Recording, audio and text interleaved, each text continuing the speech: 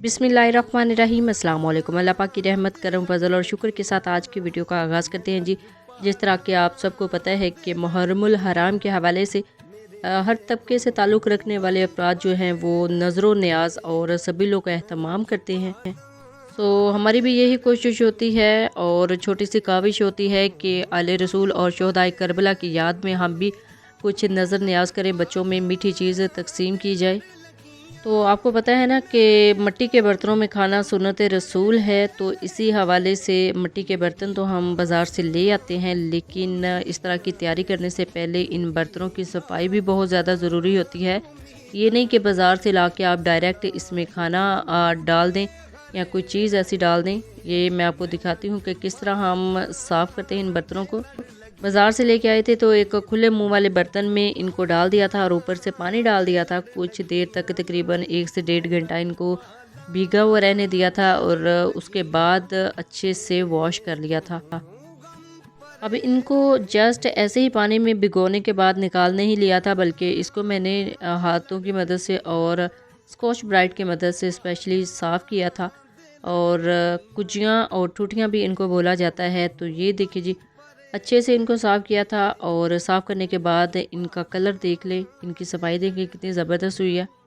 इस तरह इनको अच्छे से वॉश करने के बाद एक बास्केट में रखा था सूखने के लिए, थोड़ी से खुश्क होने के लिए। जैसे ही खुश्क हो गए थे तो इनको हमने इनमें खाना सर्व कर लिया था। खीर सर्व की थी, खीर भी पकने के लिए रखी हुई थी। खीर भी मैं आपको दिखाती हूँ खीर की तैयारी, के खीर को किस तरह हमने बनाया था।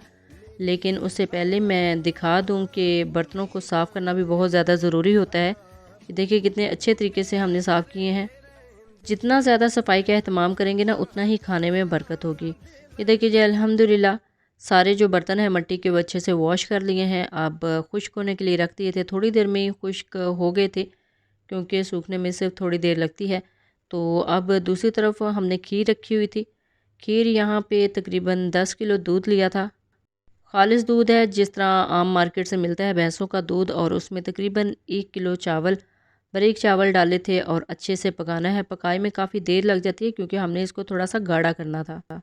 अल्हम्दुलिल्लाह खीर 1 से 2 घंटे में तैयार हो गई थी। बहुत ही मज़े की और बहुत ही ज़बरदस्त खीर तैयार हुई थी और उसको इस तरह बर्तनों में डिश आउट कर दिया है और इसके ऊपर एक डॉट लगा दिया था इसकी खूबसूरती को बढ़ाने के लिए।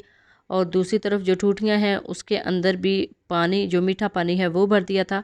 ये बच्चों में तकसीम करनी थी, तो कुछ लोग यहाँ पे इन ठूठियों के अंदर डालते हैं जी दूध भी मीठा करके। लेकिन बच्चे हैं, बच्चे थोड़ी सी बेअदबी कर देते हैं, दूध की गिरा भी देते हैं रास्ते में।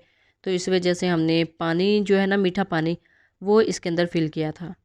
तो वीडियो के लास्ट में मेरी तो यही दुआ है कि जो इस तरह का एहतमाम करते हैं, अल्लाह पाक उनका एहतमाम कबूल व मंजूर फरमाए, उनके रिस्क में बरकत अता फरमाए और उनके हर काम में आसानी अता फरमाए। आमीन सुम आमीन। मेरा इस वीडियो को बनाने का मकसद सिर्फ ये था कि जिन लोगों को बहुत ज़्यादा शौक़ है इस तरह के मिट्टी के बर्तनों में न्याज तकसीम करने का, उनको थोड़ी सी अवेयरनेस आ जाए कि न्याज तकसीम करने से पहले अच्छे से बर्तनों को किस तरह वॉश किया जाता है। आप जब भी इस तरह का एहतमाम करें तो अपना फ़ीडबैक ज़रूर दीजिएगा। दुआओं में ज़रूर याद रखिएगा। अल्लाह हाफ़िज़। Thanks for watching.